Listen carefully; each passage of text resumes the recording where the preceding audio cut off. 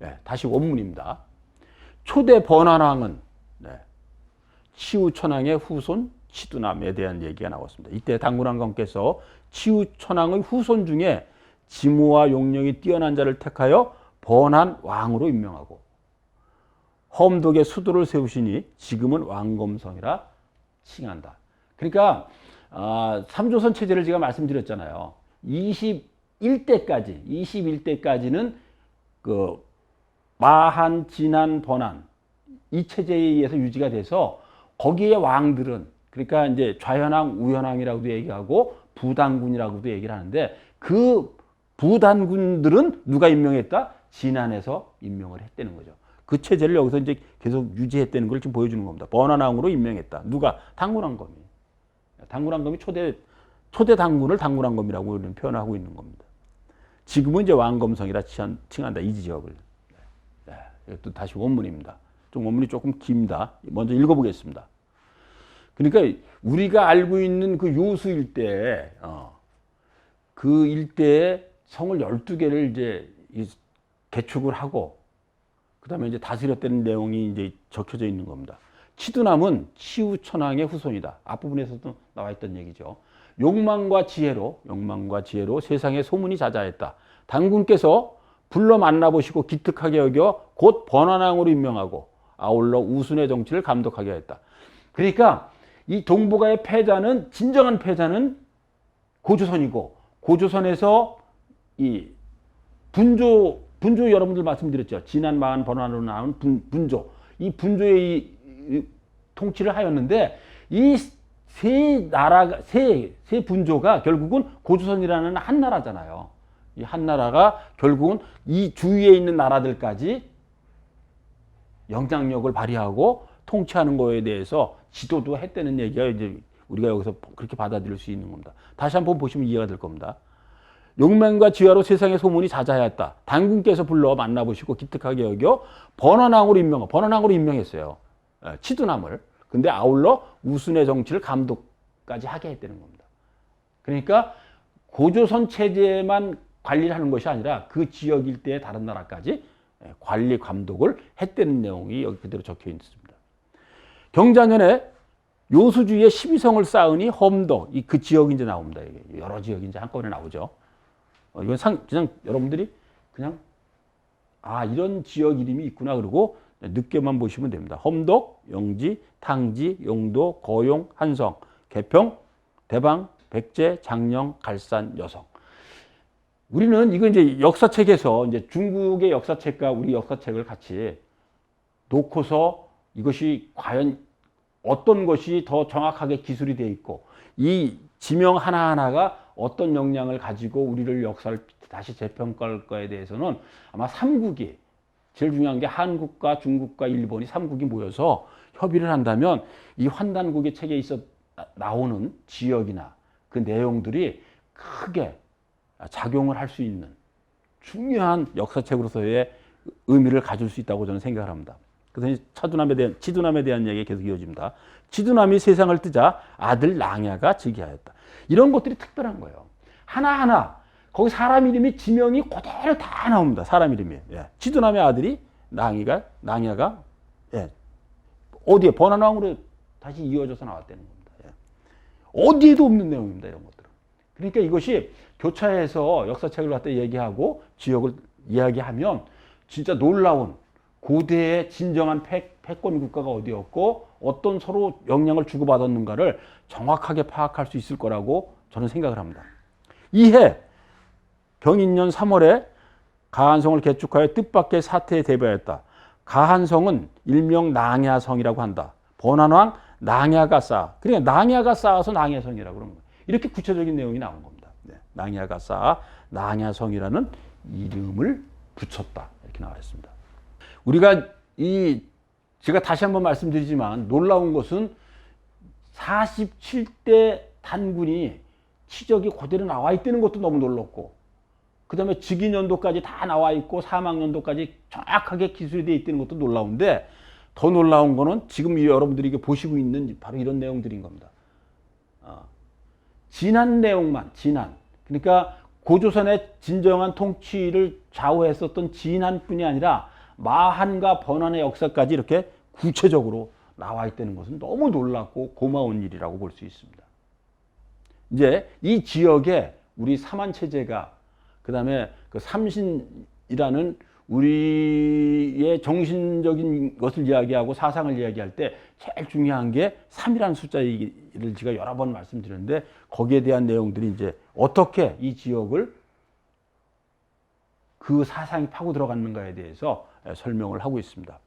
갑술년에 부르태자가 명을 받고 특사로 도산에 갈 때 도중에 낭야에 들러 반달 동안 머무르며 백성의 사정을 묻고 들었다. 그때 이제 순행을 한 거야.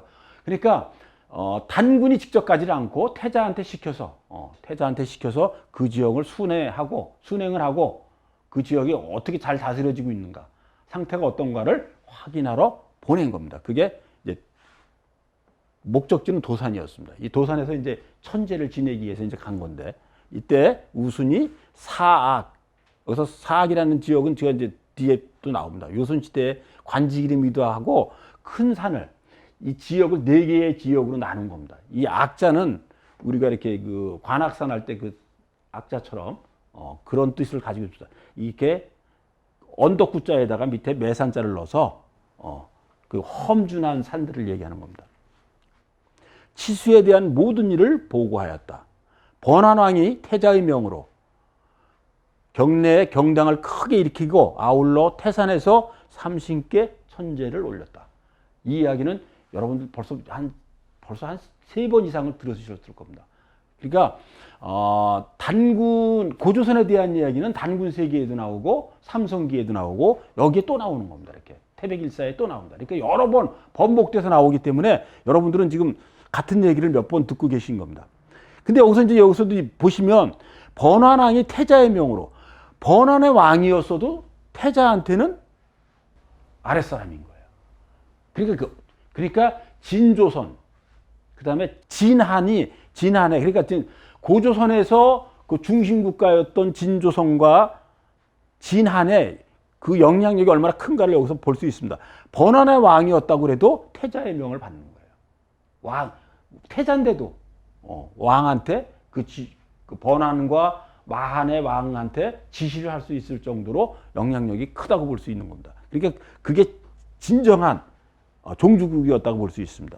그래서 이 지역에 경당을 크게 일으키고 경대 공부하는 곳이잖아요.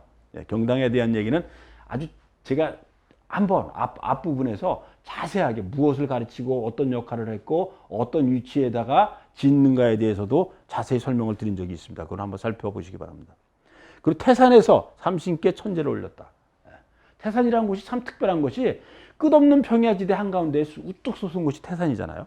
그 지역을 신성시했고 제일 중요하게 여기서 이때 삼신께 천제를 지내는 곳으로서 이 지역이 아주 중요한 역할을 했습니다. 그러니까 정신적인 지금 우리 지금 입장에서는 백두산 정도로 살펴보시면 되는 중요한 지역이라고 볼 수 있습니다. 그 지금 중국 동쪽에 있는 지역에서는 아주 태산의 역할이 성산으로서의 역할이 하고 있었습니다.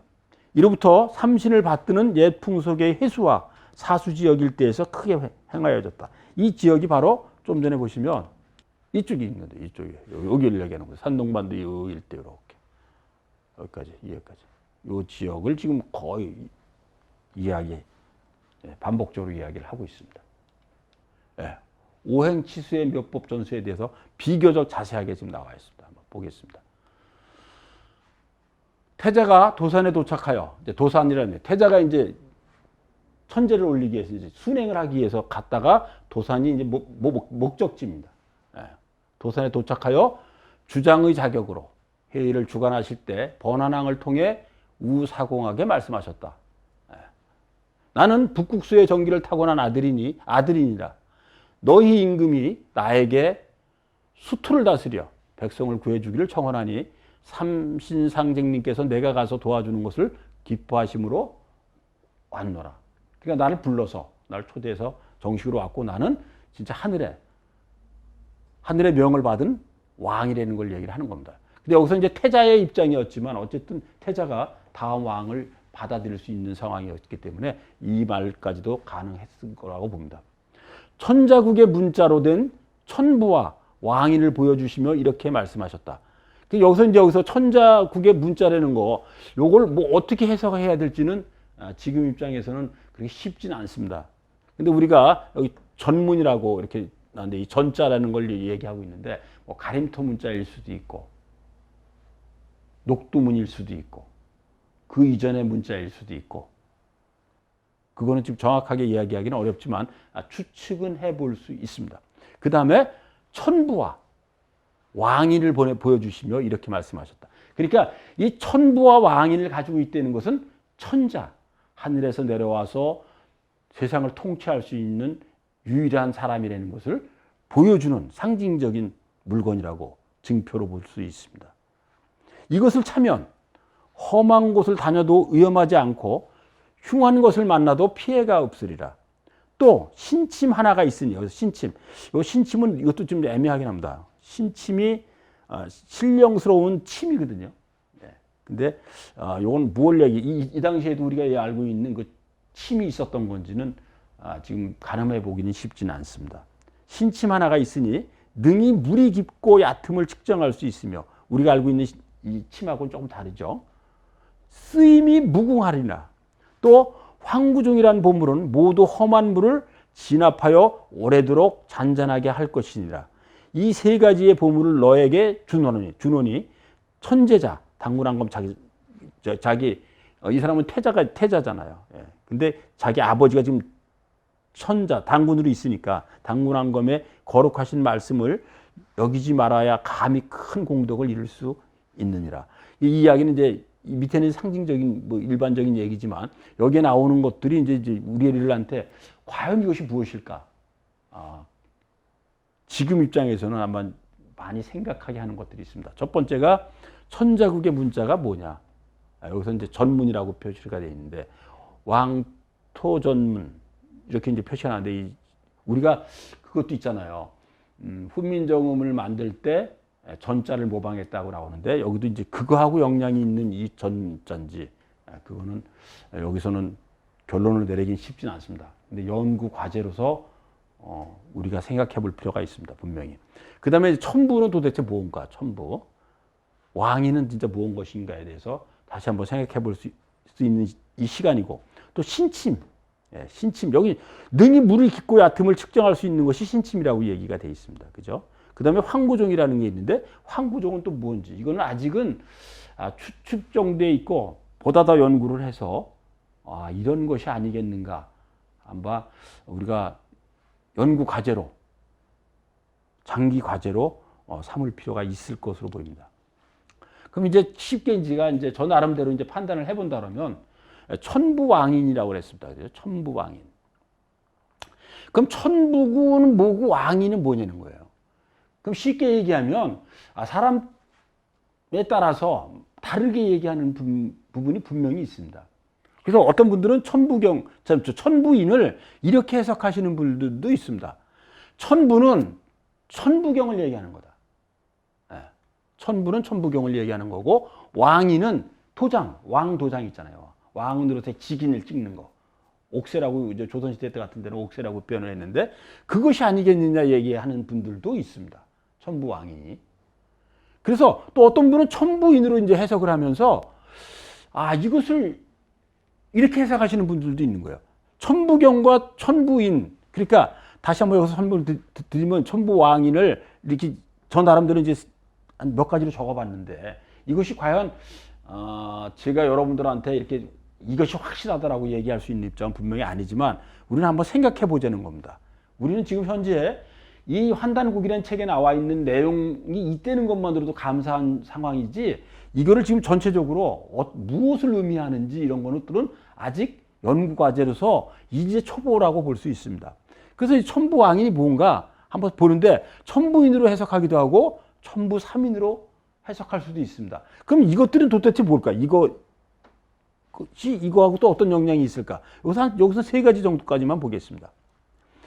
우선은 천부왕인이 천부경, 우리 천부경 아시잖아요.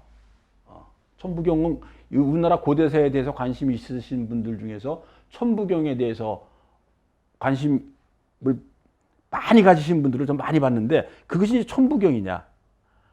그 다음에 또 천부인, 도장, 아까 얘기했죠. 옥새 부분이냐. 그러니까 천부경과 왕을 상징하는 천부인을 이거로 얘기한다는 거죠. 천부왕인이.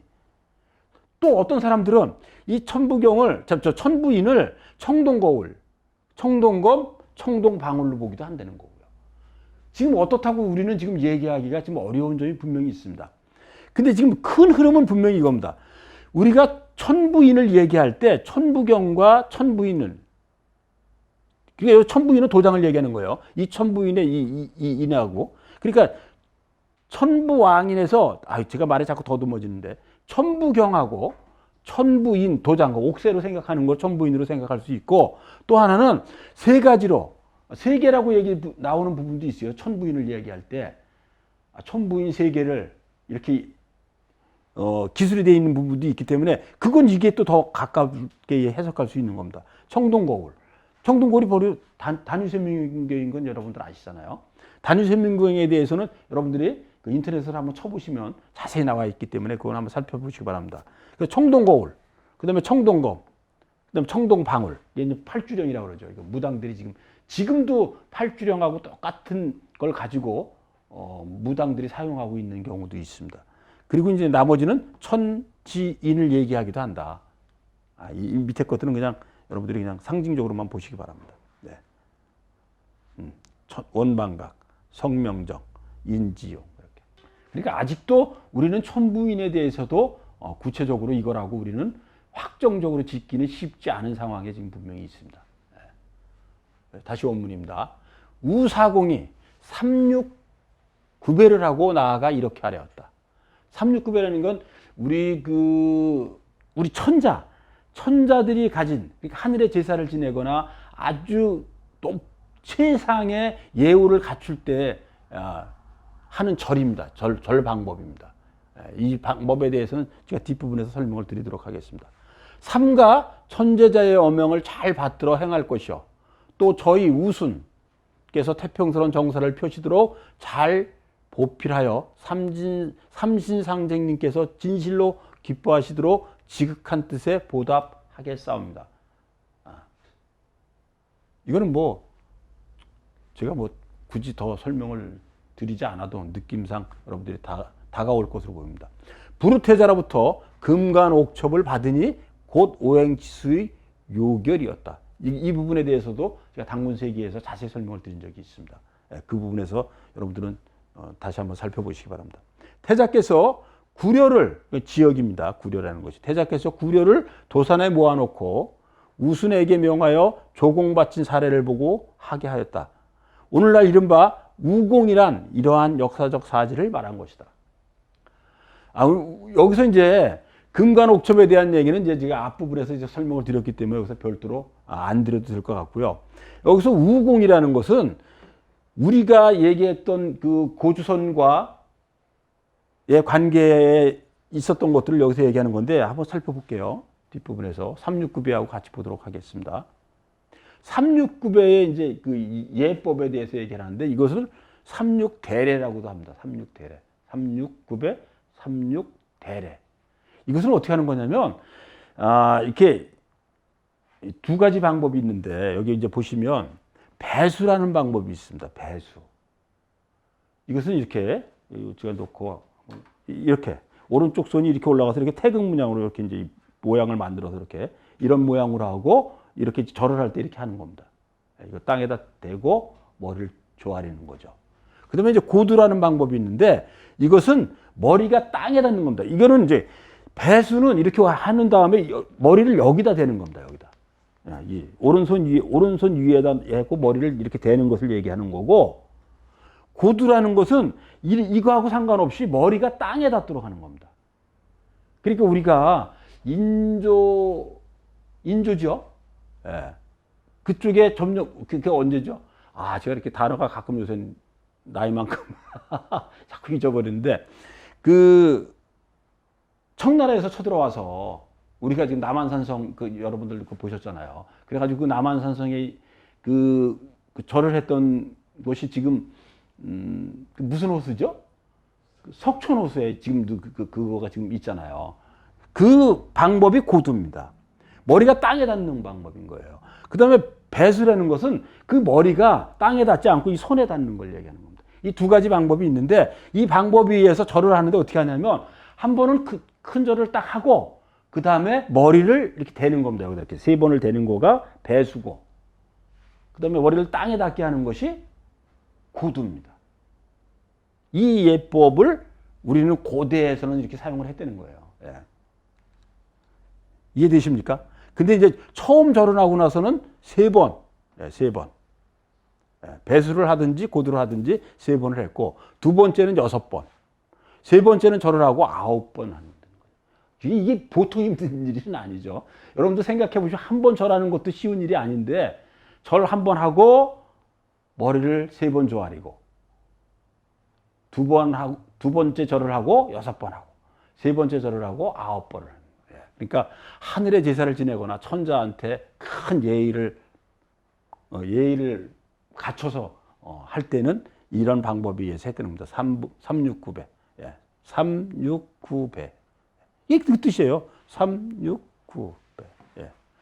이걸 369대례라고도 얘기를 하고. 지금은 다 사라진 예법입니다. 다시 원문입니다. 낭야가 사람 이름인 거 이제 아까 앞에서 보셨죠. 세상을 떠나니 계묘년에 아들 물길이 지가하였다. 이건 읽으면서도 좀 그래요. 어쨌든 읽어보겠습니다. 물길이 사람 이름이잖아요. 낭의 아들이잖아요. 그죠? 물길이 세상을 떠나자 가보년의 아들 애칭이 계승하였다. 애칭이 세상을 떠나고 아들 도무가 지게하였다. 도무가 세상을 떠나자 계해년의 아들 호갑이 지게하였다. 이건 어느 나라죠? 번국을 얘기하는 거예요. 번조선 얘기하는 거예요. 번조선. 번한을 얘기하는 거고. 그 나라에 이제 그 왕이 베끼는 걸 얘기하는 겁니다. 정충년에 천왕. 여기서는 이제 그 본국을 얘기하는 겁니다. 고조선 본국이에요. 천왕께서 순행하시다가 송양에서 병으로도 붕어하시자. 돌아가셨다는 거죠. 붕어. 번한왕이 사람을 보내 초상을 치르고 군사를 나누어 엄히 경계했다.